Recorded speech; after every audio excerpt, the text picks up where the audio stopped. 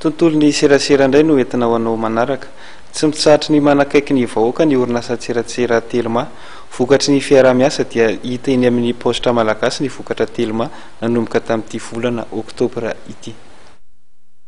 Ny brown postra 500 manerana nosy dia izaran'ny vokatra Telma izany no atao dia entina hanomezana fahafampo ary anakekezana ny mpanjifa. Ny maraina teo nanantanterahana ny fanaovan-tsy ny mpiara-miasa eo amin'ny orinasa roa tonta. Teboka 5 lehibe no arahan'ny orinasa Telma sy ny postra malagasy miara-miasa ao anatin'izany ny fandefasana vola amin'ny alalan'ny tolotra M-vola.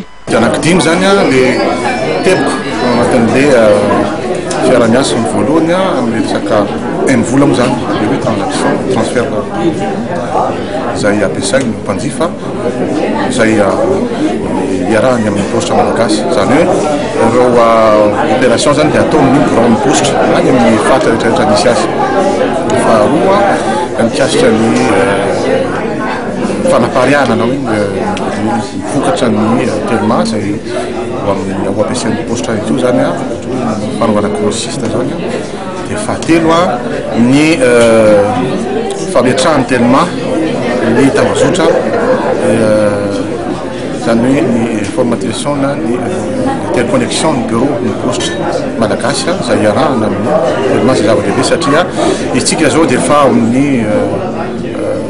fampiroboroboana ny teknolojia vaovao izay moa samy ministera dia ny postra malagasy no miasa an'izay traikefana na ny Telma zay amin'ny alalan'le hoe interconnexion ny postra.